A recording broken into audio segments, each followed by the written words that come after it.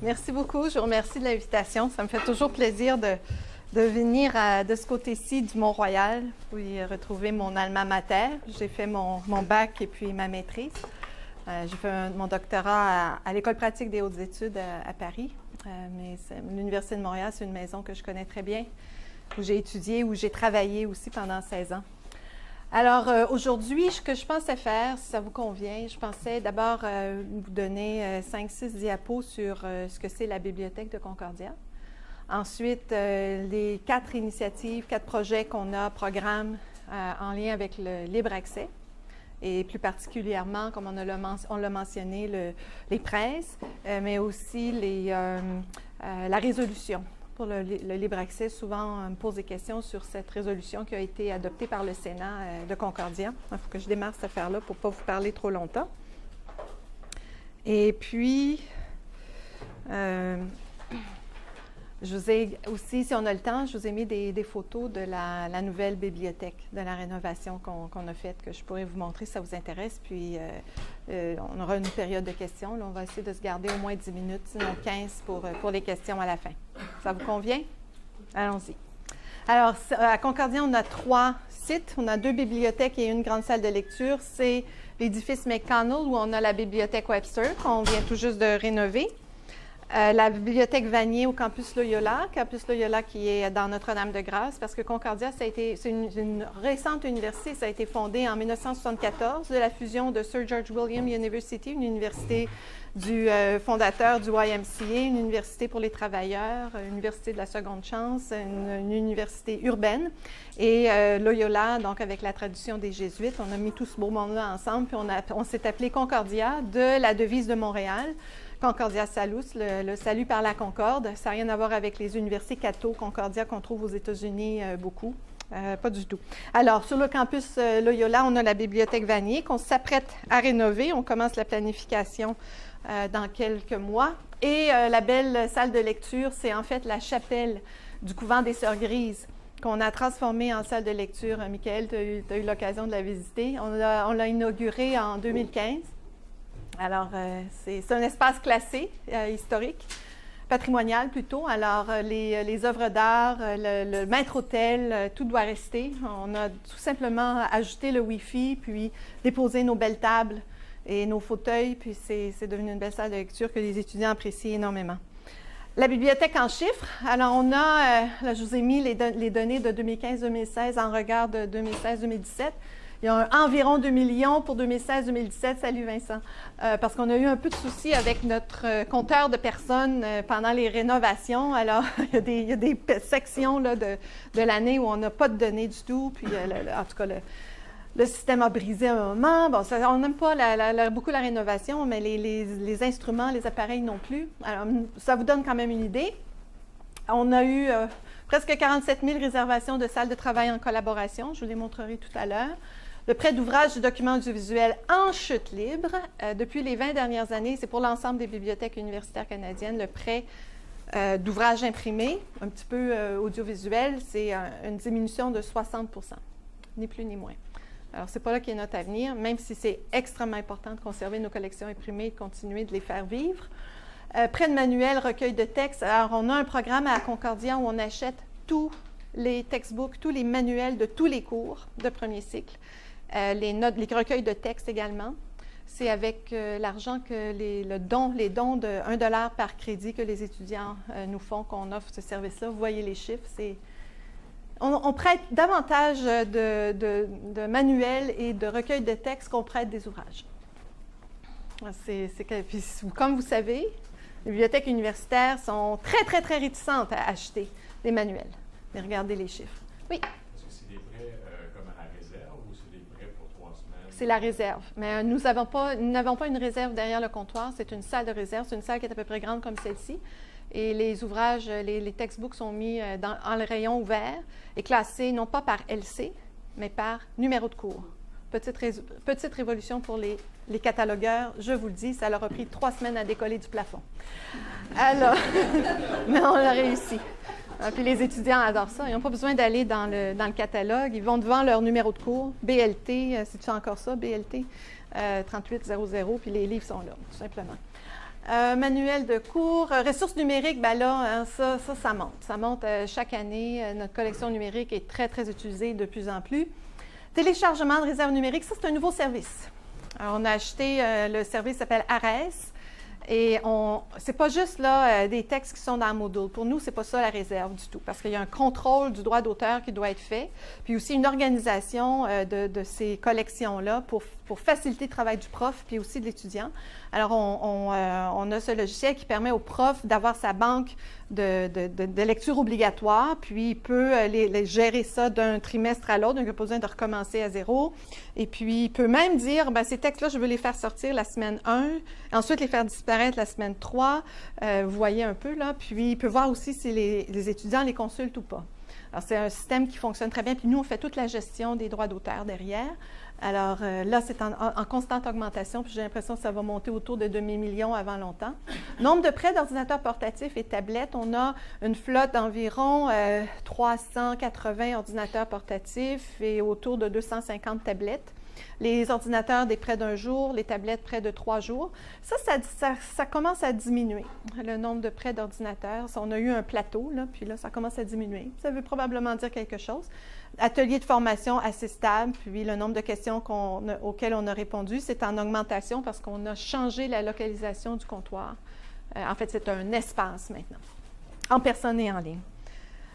C'est juste pour s'amuser, à quoi ça ressemble les visites à la bibliothèque, dans nos bibliothèques. Alors, c'est seulement 2 mois. Alors, vous voyez les pics. Quand ça descend, c'est la fin de semaine. Et ça, c'est le rapport que je reçois. Alors, quand on va à la bibliothèque Webster, il y a comme une soucoupe. Là, ça ressemble à un machin comme ça qui compte les personnes qui rentrent et qui sortent. Puis, on a ce machin-là dans chaque bibliothèque. Plutôt que d'avoir quelqu'un qui va avec sa tablette à tous les jours, puis qui va regarder le chiffre sur la barrière de sécurité. Là, ça n'a pas de bon sens, là, faire ça, c'est plate. Puis en plus, on a plein d'erreurs. Alors, on va mettre un système automatique. Puis là, je peux savoir dans chaque heure combien de personnes rentrent puis combien de personnes sortent de la bibliothèque. Sur une base de données, je peux comparer cette semaine avec la même semaine l'année dernière. Si je veux changer les heures d'ouverture, c'est absolument extraordinaire tout ce que ça nous permet de faire. Mais à tous les jours, je reçois un courriel avec ce document-là. Cette journée-là, c'était le 28 novembre. On a eu... il y a toujours un peu plus de personnes qui rentrent ou qui sortent. Là, tu ne sais pas, tu les as perdues ou comment. Il y a eu quand même plus que 11 600 personnes cette journée-là qui est venue à la bibliothèque. Et comme vous voyez, notre bibliothèque, c'est une bibliothèque ouverte 24/7. En fait, nos deux, Vanier et Webster, des bibliothèques qui sont ouvertes 24/7. L'équipe de la bibliothèque, nombre de bibliothécaires stable, mais le nombre d'équivalents temps complet, on est rendu presque à 29 000 équivalents temps complet pour 47 000 étudiants. Concordia, c'est une université où on a beaucoup de temps partiel. Le ratio étudiant-bibliothécaire pour une université généraliste, donc surtout premier cycle. Concordia, ce n'est pas une université de recherche à haute intensité de recherche comme Montréal, McGill, UBC, Toronto. C'est une université généraliste, mais on a quand même des programmes de doctorat, puis des secteurs de recherche en génie notamment, puis dans d'autres disciplines qui sont très, très forts. Alors, ce chiffre-là, si j'étais à l'Université de Montréal, je ne l'aimerais pas, mais à Concordia, c'est tout à fait correct et ça se compare très bien avec les autres universités généralistes. Nombre d'employés de soutien, regardez ça. Ça, c'est un défi pour nous tous. Quand vous allez entrer dans la profession, c'est tout à fait normal, ces chiffres-là. Mais ça veut dire des questions sur le terrain extrêmement, extrêmement délicates. Parce que les employés de soutien ne comprennent pas qu'est-ce qui se passe. Puis souvent, ils ne sont pas formés pour contribuer au départ, formation de base, ne sont pas formés pour contribuer à la transition vers le numérique. Alors, tout un travail de formation et d'accompagnement qu'on doit faire avec eux. Évidemment, leur unité d'accréditation, leur syndicat n'est pas très, très content. On a à l'Université Concordia un syndicat pour les employés de soutien de la bibliothèque. Vous pouvez imaginer un peu, ce n'est pas comme le 1244 ici où c'est tous les employés de soutien across the board, c'est pas comme ça. On a les employés de soutien techniques, on en avait 0, on est rendu à 4. Et ici, c'est très intéressant. Les professionnels et les gestionnaires, on en avait 0, on est rendu à 8. Alors là, ici, on a des gens qui sont des spécialistes de communication, des informaticiens, une personne qui a une maîtrise en design, computational design, je ne sais pas c'est quoi en français. Elle fait du design par ordinateur. C'est des fonctions complémentaires à celles des bibliothécaires. Notre budget de collection, comment il se place par rapport aux autres. puis comment ça a évolué depuis les années 90. Je suis assez fière de ces 3 lignes-là, évidemment, c'est depuis le début de mon mandat. On est rendu presque à 7 millions. Cette année, on va aller au-delà de 7 millions, c'est-à-dire 40 % de notre budget. Mon objectif, c'est 45. Alors, je suis très contente. Comment ça se répartit? Le budget des collections, surtout des bases de données, des revues savantes, les autres ressources en ligne. Les revues imprimées, 4 % seulement de notre budget. Des livres numériques en package, la plupart du temps qu'on achète, 9 %. Et puis les ouvrages imprimés, les médias, 10 %. On a, je vous invite à aller dans notre site web, on a fait un beau travail de prospective et puis de planification. C'est nos 4 axes. Et entre autres, nos projets les phares, c'est les presses, un programme de formation pour nos employés, en particulier les employés de soutien, un programme technologique, un programme de chercheurs en résidence. On accueille notre 2e chercheur en résidence ce trimestre-ci qui travaille sur la diversité dans les bibliothèques et l'accès pour les personnes avec différents handicaps. La rénovation de la bibliothèque Vanier. Vous en avez probablement entendu parler, hein, le projet de plateforme partagée de services pour l'ensemble des bibliothèques universitaires du Québec et une collection de livres rares en histoire irlandaise. Il y en a un que j'avais retiré, que je peux remettre parce qu'on attend des nouvelles de la Fondation Macdonald Stewart qui est pour créer une plateforme pour la préservation, la diffusion de ce qu'on appelle en anglais « temporal media », donc tout ce qui est audio, visuel pour l'histoire orale. Alors ça nous intéresse beaucoup, beaucoup. Le libre accès. Alors, on a quatre initiatives principales. On a un fonds de publication en accès libre depuis 2011. Au début, on avait juste un petit montant. Cette année, je m'en vais voir notre vice-recteur à la recherche le 31 janvier. Je vais lui demander d'augmenter ça de 55 000 à 70 000 parce qu'on a de plus en plus de demandes. C'est financé par le Provo, qui est mon patron. Donc le numéro 2 de l'université qui s'occupe de tout le secteur académique. On n'a pas tout à fait le même genre de structure administrative dans les universités francophones. Et d'autre partie, ça vient du vice-rectorat à la recherche. Donc, depuis 2011, on a publié 123 articles dans des revues en accès libre. Donc, le prof qui publie dans une revue en accès libre, on s'assure que ce ne soit pas une revue prédatrice, et donc une revue de bonne tenue. Et on va couvrir les frais d'édition pour ces revues-là. Le dépôt institutionnel Spectrum, comme on a dans presque toutes les universités au Canada. Seulement l'année dernière, c'est surtout des documents, des thèses qui ont été versées. Les thèses, ça fonctionne super bien. Dans le fond, ce matin, je regardais les diapos, je me disais, je n'ai même pas mis le programme des thèses. C'est que c'est tellement dans nos opérations maintenant, mais c'est aussi un programme d'accès libre parce que certains d'entre nous se souviennent que quand on voulait accéder à une thèse, on allait dans Dissertation Abstracts. Et puis quand on voulait la lire, il fallait acheter la copie à partir d'un microforme, c'était pas beau, de EMI. Et on payait pour ça. Les universités payaient pour ça à chaque année. Puis, autour des années 2000, j'ai fait partie avec d'autres du mouvement pour amener les thèses dans l'accès libre et c'est devenu un acquis. C'est quand même extraordinaire. Et puis, on a ce genre de chiffre de téléchargement pour une université, somme toute, une université généraliste qui n'a pas un impact de recherche extrêmement important. C'est quand même impressionnant. Mais les deux dont je vais vous parler davantage, c'est la résolution du Sénat sur le libre accès qui a été votée en avril 2010. Le Sénat, c'est comme votre assemblée universitaire et les presses de l'Université Concordia. Alors, on va commencer par la résolution.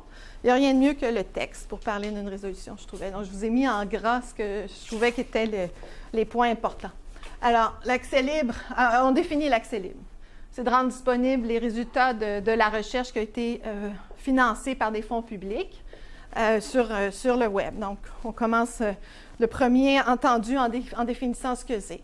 Et ensuite, le deuxième entendu parle du rôle de leadership de Concordia au Canada, le fait qu'on venait de lancer notre dépôt institutionnel et pour recevoir de façon volontaire les publications des profs.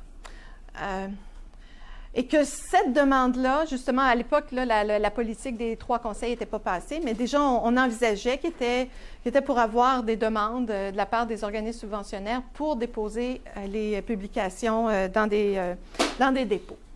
Ensuite, on signifie que le Sénat approuve, encourage. Alors, le mot, là, ils ont dû discuter je ne sais pas combien de temps. Moi, j'étais là, mais je n'étais pas directrice de la bibliothèque à l'époque. J'ai commencé mon mandat en 2014.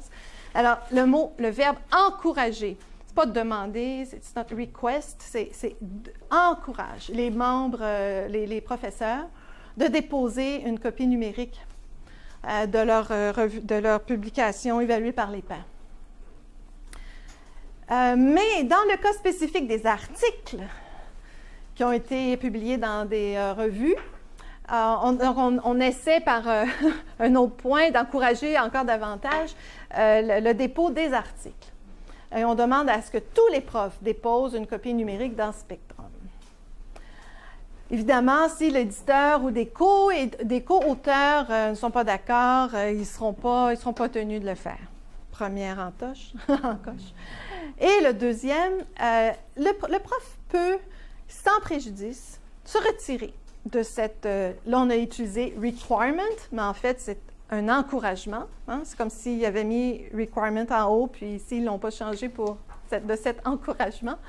D'informer le bibliothécaire en chef par écrit que le travail, en fait, la publication ne peut pas être déposée en accès libre pour telle raison, ou encore la publication a déjà été déposée dans un autre dépôt en accès libre. Je n'ai jamais reçu un courriel, ni une lettre imprimée, ni quoi que ce soit. Alors, Alors, cette discussion-là a eu lieu, puis tout le monde en parlait, là. Moi, je suis arrivée en octobre 2009, tout le monde parlait de ça. Les profs dans les assemblées départementales, au Sénat, il y a eu je ne sais pas combien de Sénats avec ce point-là à l'ordre du jour. Et on était en train de préparer se préparer à recevoir à Concordia le congrès de la Société, la Fédération, aide-moi, Fédération des sciences humaines et sociales du Canada. C'est un gros machin. On a eu la visite de 6000 collègues de partout au Canada. À chaque année, il y en a un. Là. Cette année-là, c'était à Concordia.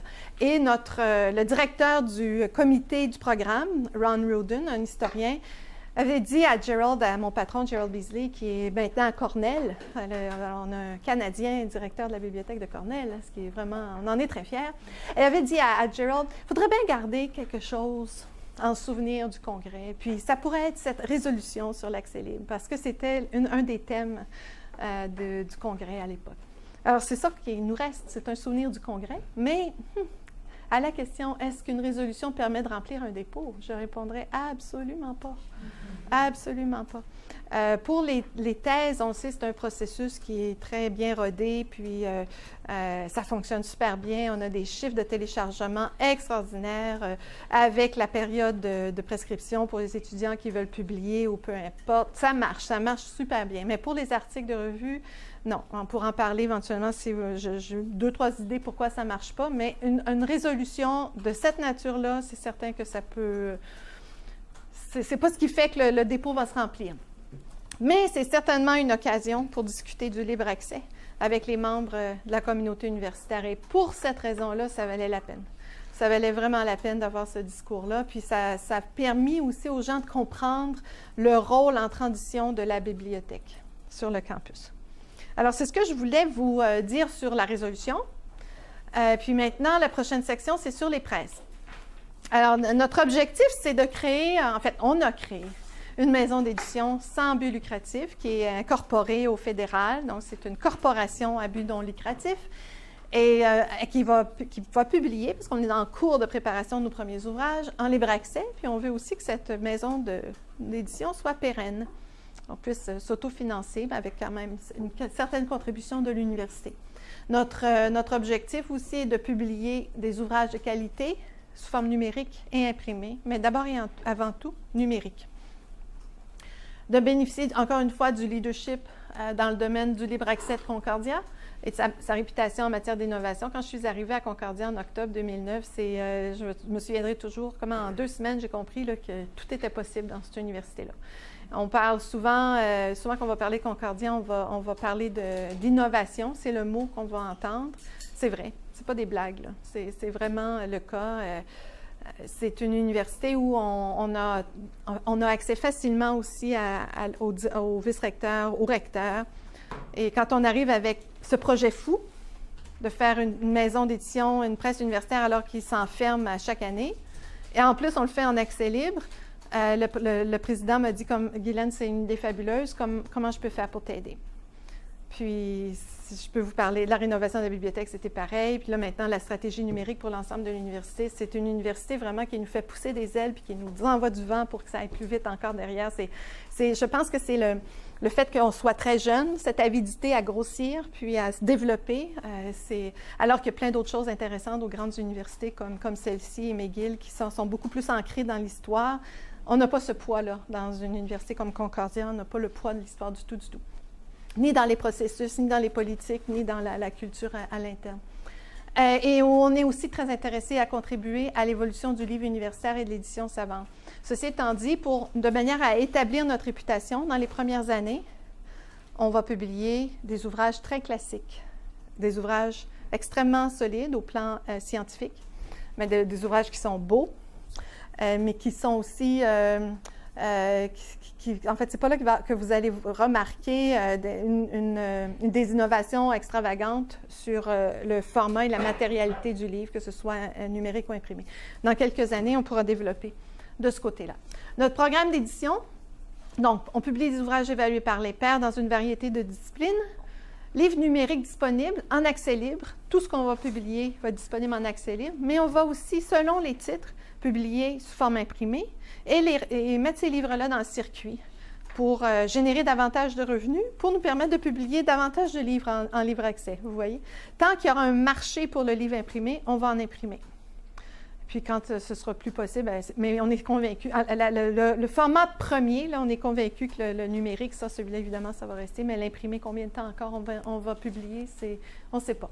On publie, évidemment, pas seulement des auteurs de notre institution. À ma connaissance, il y a les presses de l'Université du Québec, il y a ça dans sa mission de faire rayonner les recherches, les résultats de recherche des professeurs du réseau UQ.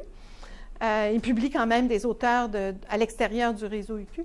Mais à part cet exemple-là, vraiment, les presses universitaires publient des auteurs de toutes les disciplines, en fait, de toutes les institutions possibles. Et à l'échelle internationale, ça fait partie de comment on établit la réputation d'une presse. Collection et titre, donc on va fonctionner on a déjà une collection qu'on a acceptée, qui c'est Media Before 1800. Alors, ça va être extrêmement intéressant. Co-édité, co-dirigé par 3 professeurs, une bibliothèque, une de l'Université d'Alaska, Connecticut et Concordia, et aussi des titres uniques. On en a déjà 3 qui sont en cours de production. Et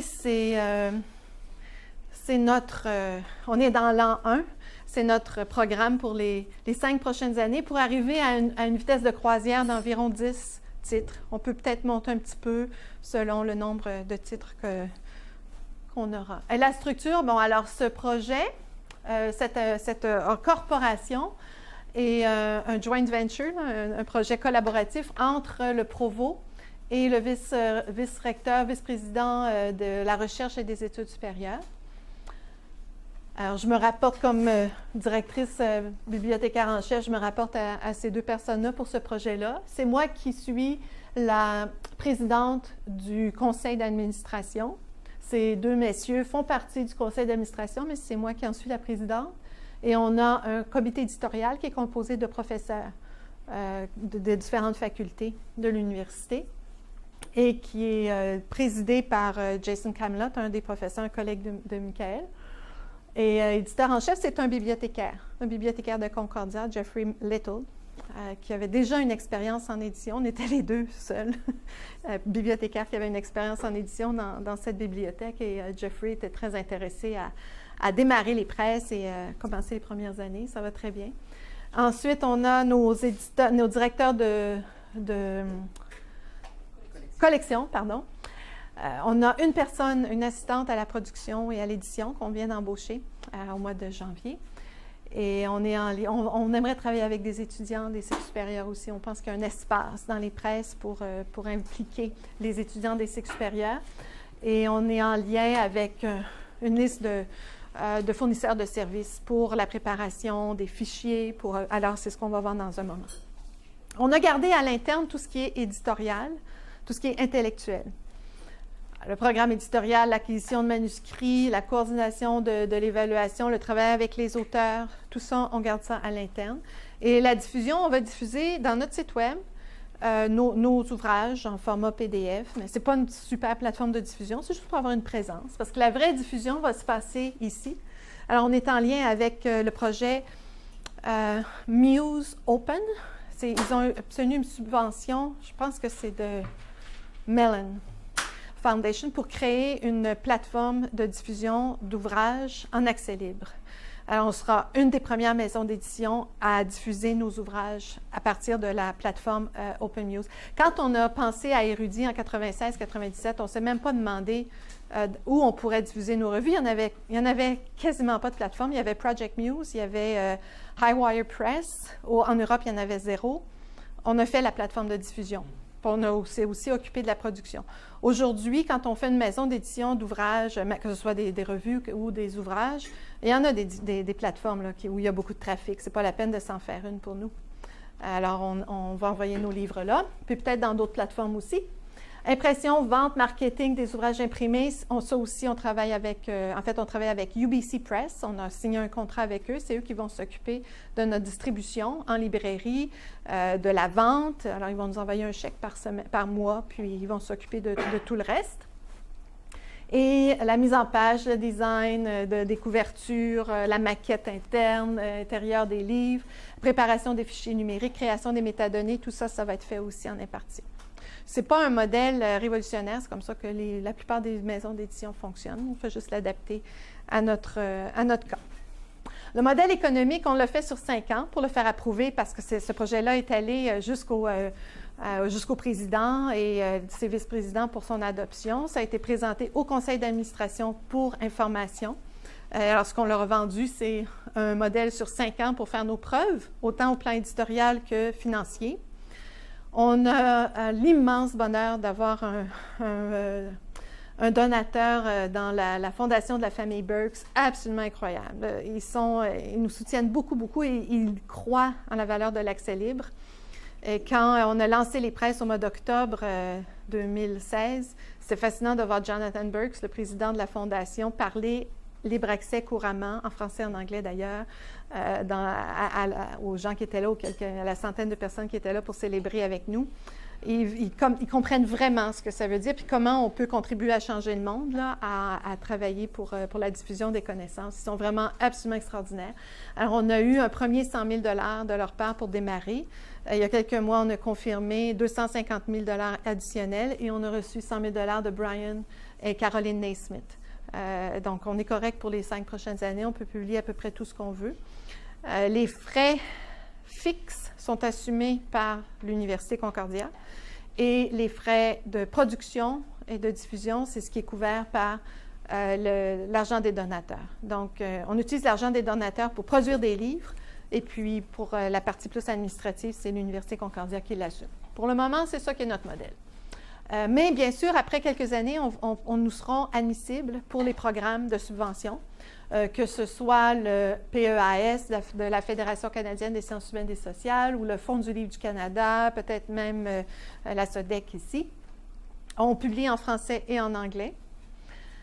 Voilà, donc ça c'est pour notre modèle économique et puis ça c'est du côté des revenus. Du côté des dépenses, c'est comme vous pouvez vous y attendre, la production, la diffusion, le marketing pour les ouvrages et l'administration. Est-ce que vous avez des questions sur ces 2 segments-là? Les revues vont être partie de production de la maison d'édition des presses? Non, seulement des ouvrages, parce que les revues, on a déjà d'autres endroits au Canada où ça se ferait très bien, n'est-ce pas? On n'a pas besoin de s'en occuper. Les libertés sont la personne éditrice? Oui, oui, mais on ne les produirait pas. On pourrait le faire. C'est vrai, effectivement, mais on ne ferait pas la production nous-mêmes. Mais il y en a déjà. Il y en a déjà quand même plusieurs. C'est plus dans les départements ou dans les centres de recherche là, qu'on va pouvoir... parce que créer une revue, c'est différent d'un programme éditorial pour des ouvrages. Là.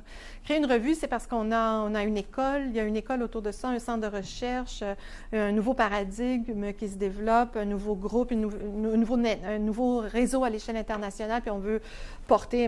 Vincent est beaucoup plus à même que moi de décrire ça, mais je le vois davantage de la part des chercheurs, ce mouvement-là pour créer le besoin d'une nouvelle revue. C'est pas dans les objectifs d'encadrer les revues? Absolument pas. Puis c'est complètement différent. Non, non, moi je ne le vois pas. Je sais que j'ai des collègues qui le font. Moi, je trouve que ces machins-là, là, c'est énorme à mener. Puis on veut le faire comme il faut. On veut le faire comme il faut. À chaque fois, j'ai l'impression que c'est un éléphant que j'ai à manger. Là. Tu sais, c'est une tranche à la fois, évidemment, comme ils disent, là, mais c'est énorme. Alors, et je sais par expérience que s'occuper d'une revue puis des relations avec un directeur de revue, ça n'a rien à voir avec travailler avec un auteur pour publier un livre. Avec le livre, tu peux avoir une très, très, très, très, très, très belle expérience. C'est magnifique. On fait le lancement du livre, on célèbre, on boit des bulles et tout. Mais ton directeur de revue, il va revenir encore une autre fois dans quelques mois, puis une autre fois encore. Au moins 3, 4 fois, des fois 4 fois par année. Alors, on a quand même une belle relation. Michael, qui a été directeur d'une des revues qu'on a publiées à Érudit. Mais c'est une relation qui s'installe dans le temps. Et puis là, avec le numérique, c'est un petit peu moins compliqué. Puis avec le papier, il fallait négocier le nombre de pages. Puis il faut absolument publier ce papier-là dans celui-là, sinon ça ne fonctionnera pas. Mais non, on n'a pas l'argent pour le faire. C'est complètement différent, la relation qu'on avait. Puis c'est un autre genre. C'est un autre genre. C'est pas publier une revue, publier un livre. C'est pas la même chose. Donc, nous, on va devenir bons en publiant des superbes livres, très, très, très bons, en français et en anglais. Déjà là, il y a un petit défi d'être capable de travailler dans les deux langues. Puis, c'est ça l'éléphant qu'on va manger.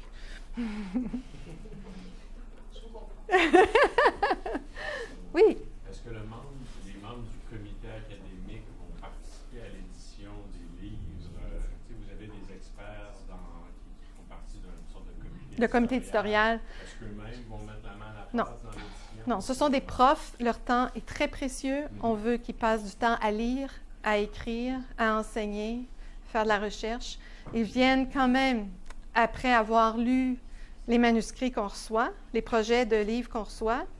Parfois, c'est souvent pas le manuscrit au complet, mais on va nous envoyer un ou deux chapitres, la table des matières, la description du projet du livre et tout. Ça leur demande certainement un bon 3 heures de préparation pour chacune des réunions. On en fait 2 ou 3 par année. Et on est très heureux, on est très reconnaissant du temps qui passe. Je ne voudrais pas voir un prof commencer à faire de la mise en page ou bien de faire du copy editing, là, de la révision de texte ou des choses comme ça. Non, ce n'est pas quelque chose qu'on va leur demander. Là, on va...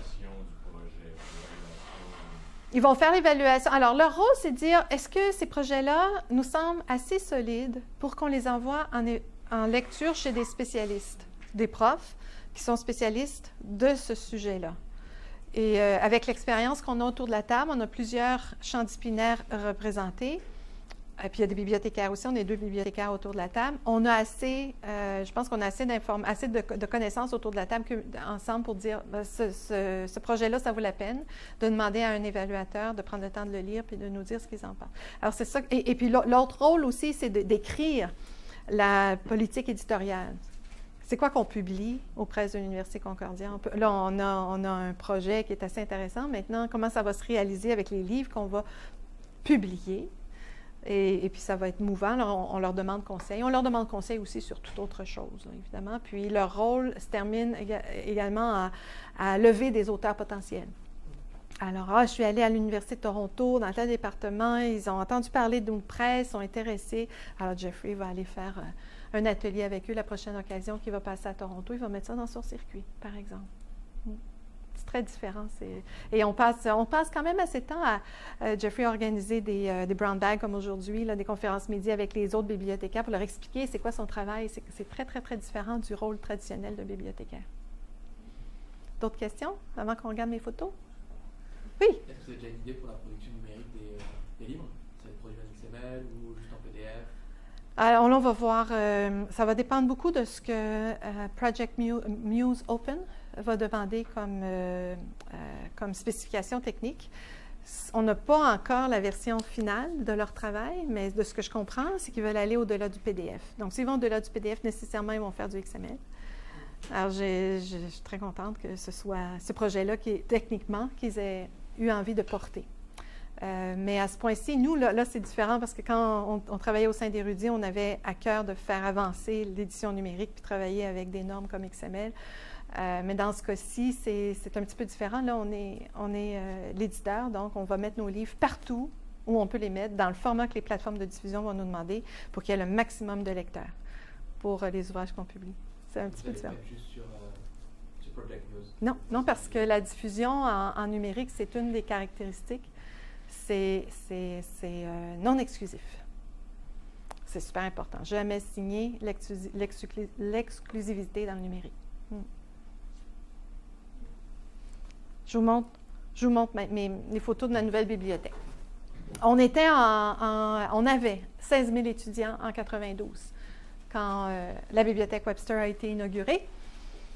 Le projet est devenu, dès le départ, la priorité numéro 1 pour notre université. C'est comme ça qu'on a pu investir 36 millions d'un programme qui s'appelle le PQI, le programme quinquennal d'investissement. C'est pour le maintien des actifs du gouvernement du Québec. Donc, pour une période de 3 ans, Concordia a pris 25 % de cette enveloppe-là pour la bibliothèque, ce qui est un engagement extraordinaire. Ça veut dire qu'il y a plusieurs projets qui ont eu à attendre. On est passé de 1200 chaises places à la bibliothèque à 3200, une augmentation de près de 30 % d'espace. On a déplacé l'équipe qui s'occupe des collections sur l'autre campus. On a réduit l'espace des collections en ajoutant une 8e tablette, vous verrez dans un moment, et en dédoublant nos collections. Concordia, il ne faut jamais oublier l'histoire des institutions. Concordia, c'est la fusion de 2 universités, donc de 2 bibliothèques. Le travail n'avait pas été fait encore. On n'aime pas ça, élaguer les bibliothécaires. On n'aime pas ça. Ça nous fait mal. Mais là, il fallait le faire. 64 000 volumes, qui ne sont que des doublons, qui n'étaient pas sortis dans les 10 dernières années. Il en reste encore beaucoup de doublons. Et puis, juste en faisant ça, 64 000, ça nous a donné un peu de jeu. Rénovation, alors notre bibliothèque, c'est très grand, 17 400 mètres carrés. La bibliothèque, je pense que la GB, c'est autour de 26, je me souviens plus, je ne le dirai pas. Puis la construction s'est faite en 4 phases parce que notre bibliothèque est ouverte 24/7 et on l'a gardée ouverte pendant tout ce temps-là. On a eu besoin de fermer juste 2 jours quand on a réouvert l'espace de l'entrée là, pour installer tout ce qui est installé, les barrières de sécurité, le compteur de personnes, puis tout. On a fait de la consultation, je ne vous en parle pas aujourd'hui, je n'ai pas le temps, mais si ça vous intéresse, je peux vous donner beaucoup d'informations là-dessus. On a fait de la consultation de façon intensive. C'est incroyable, la consultation qu'on a eu, des affaires informelles, des activités plus formelles. On a même eu une anthropologue qui a travaillé avec nous. On a fait de l'observation des étudiants le jour, la nuit. Beaucoup de consultations, l'implication des étudiants dans nos décisions. Je pense que c'est la diapo qui a vendu le projet, où on a fait la comparaison du nombre de mètres carrés. Bon, d'abord, quand on prend les règles du ministère, puis il n'y a personne qui savait que ça existait, puis à l'EPSI, je n'avais jamais entendu parler de ça. Il y a plein d'affaires, c'est normal, il faut découvrir, il faut poser des questions aux gens. Et là, je découvre que, grâce à Sylvie Delorme, qui était à l'Université Laval à l'époque, le ministère de l'Enseignement supérieur a des normes sur le nombre de mètres carrés par étudiant pour les bibliothèques universitaires, même si c'était des vieilles normes. On l'a utilisé, puis là, je vais nous montrer qu'on était en dessous de la norme par 38 %. Ensuite, qu'on est dans la bibliothèque, si on se compare avec d'autres bibliothèques canadiennes et québécoises, où on a le plus petit nombre de mètres carrés par étudiant. Et là, je leur montrais la petite barre bleue ici. Puis là, si on ajoute le LB5, donc parce qu'on a ajouté un étage à notre bibliothèque, et puis la petite vert pomme, là, ici, là, c'est les Sœurs Grises. Regardez, on va juste être à peine un petit peu plus que Sherbrooke. Alors là, c'était quasiment gênant de dire non. Oui. Équivalent temps complet. Full-time equivalent. Oui. On a eu 2 prix, je ne vous en parle pas, mais si encore une fois ça vous intéresse, pour la com qu'on a fait puis la consultation. Il y en a un qui est canadien, celui-là, et l'autre est américain, le Gold. On a eu le premier même devant Harvard. On ne se pouvait plus, on était tellement contents sur la qualité de notre programme de communication puis de consultation. On en a fait vraiment, vraiment, vraiment beaucoup. On a eu 3 plaintes pendant 4 ans. C'était vraiment les 22 types d'environnements d'études qu'on a dans notre bibliothèque. Un environnement pour le travail individuel, ce qu'on appelle l'environnement de travail en collaboration dans un environnement social où on peut parler, et puis nos espaces d'enseignement, technologie et services. Alors, il y a 22 types d'environnements dans notre bibliothèque pour nos étudiants. Si on passe la première, alors les nouvelles salles de lecture, avec un éclairage de tâches, des grands murs de verre, donc la lumière est omniprésente. Oups, il passe un peu trop vite. J'ai demandé aux architectes de s'assurer que dans toutes les salles de lecture, partout où on se trouve, on peut toujours voir les collections. Les étudiants nous ont dit, on les utilise moins les livres, c'est vrai, mais on aime être entouré de livres. On va les entourer de livres. Alors, le mur qui a ici été percé, on a mis une paroi de verre. Alors, on voit des 2 côtés, on voit des livres. Partout, on voit des livres et on voit la lumière naturelle. Des carrels. Alors, on a des carrels, parce que ça s'appelle un carrel, ça ne s'appelle pas un isoloir. Un isoloir, c'est là où on va voter. C'est les collègues, quand je vais aller en France visiter quelques bibliothèques, Nathalie Marcereau, qui était directrice de la bibliothèque de l'ENS, rue d'Ulm, elle disait carrel, carrel, carrel. J'ai dit, mais on dit carol en anglais, t'es sûr que c'est le bon mot? Puis là, j'ai trouvé dans un dictionnaire de français, je pense que c'est Fulquier, c'était un mot de français au départ qu'ils ont utilisé en anglais. On peut utiliser carrel, c'est tout à fait correct. Et donc, il y a des parois de 8 pouces, parce que c'est beaucoup en pouces, je ne sais pas pourquoi en tout cas. Puis on en a d'autres à 18 pouces pour les étudiants qui ont vraiment besoin de se concentrer puis ils ne veulent rien voir autour. Alors, les carrels, c'est un des types avec différentes hauteurs. Chaque étage a le même genre de configuration, 2 grandes salles de lecture de chaque côté, dans le milieu les collections, espace de travail en collaboration autour de l'atrium. Et chaque étage a une palette de couleurs différentes pour que les étudiants soient orientés un peu plus facilement. Encore, ah oui, toujours des prises électriques. 1,5 prises électriques par personne, c'est le minimum. Ça va jusqu'à 3. Dans les carrels, c'est 3.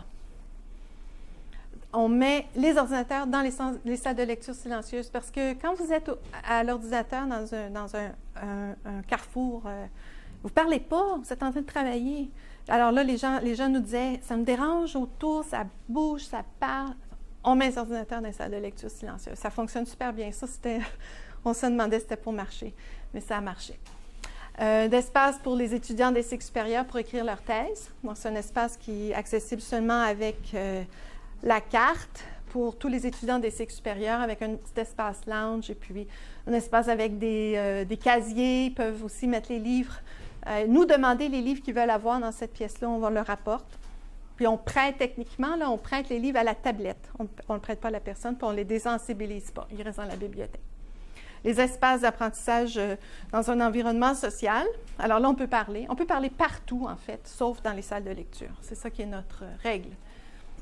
Ces petites tables-là, les poufs, les tableaux blancs, ça peut bouger partout dans la bibliothèque. Tout le reste est ancré au sol, mais ancré, avec des boulons puis tout ce qu'il faut. Sinon, ça se promène. Un autre espace de travail en collaboration avec des présentoirs de livres. On en a à chaque étage, des présentoirs de livres, comme on voit ici. On continue à croire aux livres imprimés. D'autres espaces de travail en collaboration. On a 19 salles de travail en collaboration, mais on est aussi allé chercher ce genre de mobilier pour le travail d'équipe, parce que ce n'est pas possible d'avoir une salle pour chaque équipe. Puis c'est pas beau non plus, ça fait des grands corridors avec des portes. Alors dans ces espaces-là, puis ça c'est en feutre, alors ça absorbe le son. Justement, une salle de travail en collaboration avec l'écran, la caméra, tous les fils qu'il faut comme ça. Puis en plus de ce qu'on a ici, on a aussi le AirMedia, là, on peut se connecter en Wi-Fi. Quelques-unes ont 2 écrans. Un autre espace ouvert. Et ça, c'est la salle de travail de collaboration, mais pour les employés. C'est du côté des employés, cette salle-ci. On a des postes ouverts, là, ça vous intéresse. Consultation avec les bibliothécaires. Et pour terminer, la technologie et les services, c'est notre comptoir de prêt. En anglais, on dit Circulation Desk. On a décidé d'appeler ça Loans Desk. Circulation, c'est un mot pour les bibliothécaires. En fait, on s'est dit franchement. C'est justement notre salle de réserve. Le comptoir pour poser toutes les questions qu'on peut avoir. Une des salles de classe. Notre salle de séminaire et de soutenance de thèse. La cuisine des employés. Et le programme technologique, alors c'est l'escalier de la bibliothèque, quand on monte, on entend des extraits de la collection numérique. Ça peut être de la musique, ça peut être des livres lus, de la poésie. Et en haut, il y a un écran, en haut à droite, qui dit à l'étudiant quelle œuvre il entend et où il peut la trouver dans notre collection. On voit l'écran là à gauche. C'est un dispositif pour mettre en valeur nos collections numériques. C'est quoi l'équivalent du présentoir pour le livre imprimé? C'est le début de notre réponse. C'est ce genre d'interface. Alors là, on peut sélectionner. Ça, c'est pour les nouvelles, mais on a un autre programme qui est pour les nouveaux livres numériques. On peut les sélectionner. Et puis, on met ça dans « Favoris ». Là, on clique. Puis après, on peut regarder, on peut s'envoyer cette liste-là par courriel avec des liens vers les livres numériques. Et on a les kiosques d'information pour savoir où aller, puis aussi les informations sur les ateliers qui sont présentés. Notre opération 3D, il y en a un petit peu plus, là, ceux qui étaient là ce matin, vous avez vu, ça, quand on a commencé, on avait juste 2 imprimantes 3D. Aujourd'hui, on en avait 4 en production, plus une à l'intérieur. Du bac à sable des technologies. Donc, on ne l'appelle pas le Makerspace, on appelle ça le bac à sable des technologies. On ne veut pas créer une image de sous-culture Makerspace. On veut que cet espace-là soit un espace d'intégration, que l'étudiante de sociologie avec l'étudiante de bio-informatique et puis l'étudiant de génie se retrouvent et travaillent ensemble. On organise des ateliers. Ça fonctionne super bien. On a de la réalité virtuelle, Arduino Kit, toute une série de logiciels d'édition, d'images, de design. On a un laser comme ça. On a aussi des drones.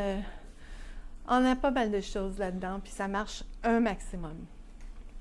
Et finalement, le studio de visualisation qui est sur le point d'être terminé, où c'est un grand mur, comme vous voyez là de 27 écrans. Chaque 9 écrans représente une résolution de 4K, qui est très, très, très élevée. Et on a mis 600 000 $ d'équipement seulement dans cette salle-là. Donc, c'est pour faire, je ne sais pas moi, vous pouvez juste apporter un super gros fichier Excel, là, tu sais, puis avoir ou c'est de l'information géospatiale, ou c'est jeux vidéo.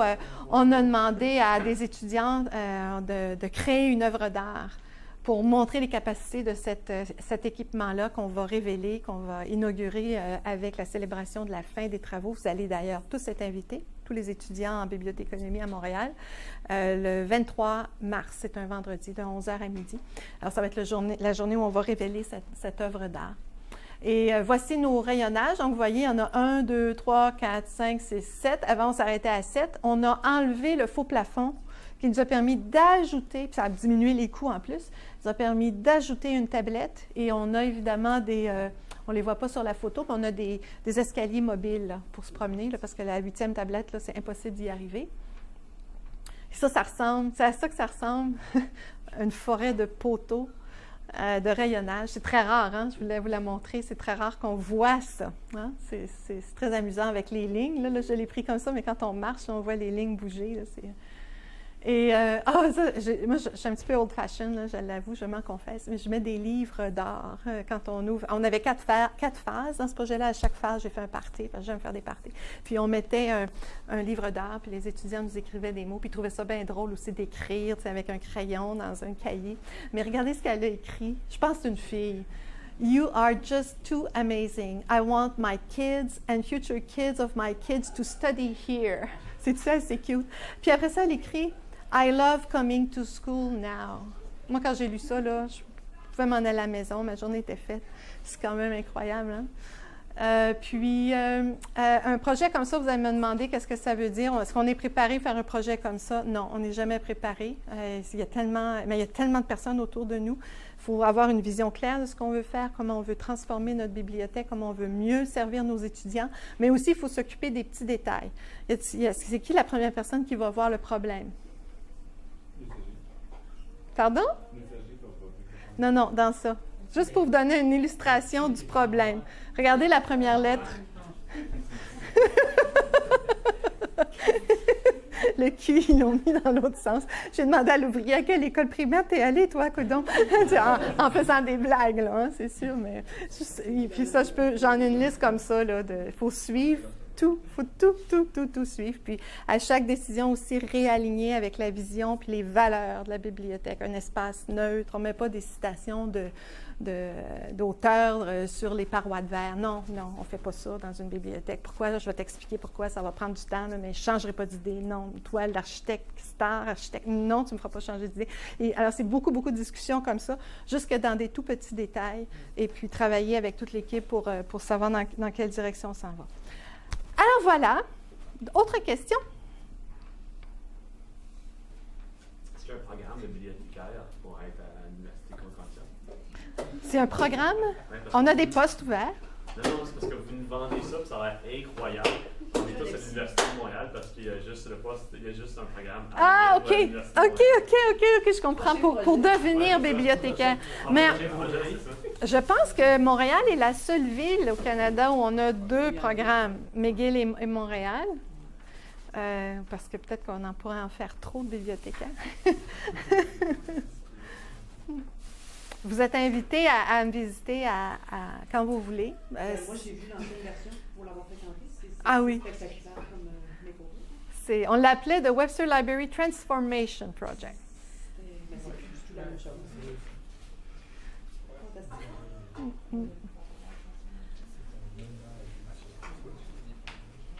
Il n'y a pas de questions? Il n'y a pas d'autres questions? Non? Malheureusement. On est juste Pour quelle raison, par exemple, sur les parois de verre, quand vous tenez à ce qu'il n'y ait aucune inscription, citation d'auteur? Bien, qui je suis, moi, pour décider ce que mes étudiants vont lire à tous les jours? Puis, ça, c'est la première chose. C'est pour moi la raison fondamentale. Déjà, là, avec nos systèmes de classification, nos vedettes matières, et tout le bagage culturel qu'on a, nous, qu'on porte en nous sans même s'en rendre compte, puis qui influence nos décisions. Déjà, on en amène plein de billets, là. C'est plein. Alors, première raison, pourquoi moi je vais choisir que c'est, je sais pas moi, le manifeste du Parti communiste que je vais mettre. Pas ce genre d'affaires que j'aurais pu, tu sais, choisir. Puis l'autre raison, c'est que si on le faisait, c'est certain que ça va prendre 3 secondes et quart pour que quelqu'un me dise tu n'as mis personne de tel pays, tu n'as pas assez de femmes, tu n'as pas représenté telle discipline, tel livre que tu as cité ici, ben sais-tu que 8 pages plus loin, ils disent une énormité ou je ne sais pas quoi? Non, un lieu neutre. Je comprends que c'est un peu plus flexible, mais j'imagine ce qui a guidé votre décision de faire plutôt passer des extraits audio de la collection. Vous avez plus de contrôle, vous pouvez changer les extraits. Oui. Oui, on les change. C'est un des bibliothécaires qui est responsable de la playlist. Puis, il fait des choix très intéressants. On a les temps sabbatiques présentement, donc il nous a envoyé sa playlist de sa sabbatique. Mais Jared a l'idée d'impliquer les étudiants dans le choix qu'on va faire. Alors, et là, effectivement, c'est un peu différent, mais c'est sonore. Mais on a quand même une étudiante qui nous a dit, j'ai entendu telle pièce 2 fois, pouvez-vous l'enlever, s'il vous plaît? Parce que ça lui rappelait quelque chose dans son enfance. Je ne connais pas trop le détail, c'est pas moi qui lui ai parlé. Puis quand les gens sont venus me demander qu'est-ce que tu en penses, je dis, enlevez-le, c'est pas grave. C'est pour qu'elle fasse cette démarche-là, là, c'est parce que vraiment ça la dérangeait. Là. Donc on l'a enlevé. Il y avait 2 autres questions? Ben, je voulais juste compléter ça. Les présentoirs, c'est provisoire, c'en est des choix historiques. Oui. Puis c'est correct, tu sais, mais c'est la différence. C'est dans le bâti. C'est ça, que ça soit pas. Oui, c'est dans le bâti. Là, pour moi, c'est ancré. Là. Les présentoirs, on le fait avec les bibliothécaires, mais aussi les employés de soutien. Ils adorent ça. travailler à se... Ouais, ils se trouvent une thématique. Il y en a qui sont fixes, les auteurs de Concordia, par exemple.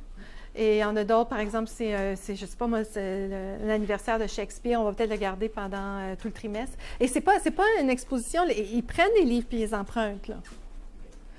Puis quand il y a des trous, à chaque matin, bien, il y a un employé qui va en remettre d'autres pour avoir une présentation maximale. Mettre dans le trafic des livres pour les étudiants, pour peut-être les amener vers d'autres lectures que les lectures obligatoires. C'est ça qui est notre idée. C'est en plein ça. Et comme les collègues dans les bibliothèques publiques font depuis longtemps, fort bien. Pour nous, je vous dis, là, c'est une influence directe des bibliothèques publiques, comme le service de livres en dépôt. En fait, tu veux un livre, tu le réserves dans notre catalogue, puis le lendemain, il est disponible pour toi avec les 3 premières lettres de ton nom de famille, première lettre de ton prénom, puis les derniers 4 chiffres de ton numéro, avec un papier comme ça, là, un service de dépôt. On ne fait pas ça d'habitude dans les bibliothèques universitaires, nous, on l'a intégré. Il y avait une question? C'était encore à propos de l'escalier, de diffuser des extraits de la collection. Je trouvais ça très bien, mais effectivement, c'est aussi une façon de sélectionner les ouvrages. Et puis aussi, ça peut être intrusif. Je sais que ça m'arrive dans certains couloirs de métro, même dans la place des Arts, parfois d'être beaucoup plus marqué par ce qu'il y a autour de moi qui est diffusé. Oui. Et puis, je suis assez sensible à ça, mais je trouve que c'est vraiment une idée novatrice, justement. J'ai jamais vu ça, et je pense que j'apprécierais, en entrant dans une bibliothèque, de le sentir, mais c'est des choses... Ça change le rythme. Ce que je disais aux architectes, c'est il faut faire un tunnel pour la transition. Puis là, je leur donnais comme exemple l'escalier rouge du Met à New York. Parce que ça marche, hein? On monte cet escalier-là, là, puis c'est une expérience. Puis on est prêt à aller entendre un opéra quand on arrive en haut. Alors, c'est quoi l'escalier du Met dans la bibliothèque Webster? Bon, je sors de mon cours, il y a les autos qui passent, il y a beaucoup d'animation, j'ai besoin d'aller travailler dans un endroit pour le travail intellectuel. La transition, elle se fait comment?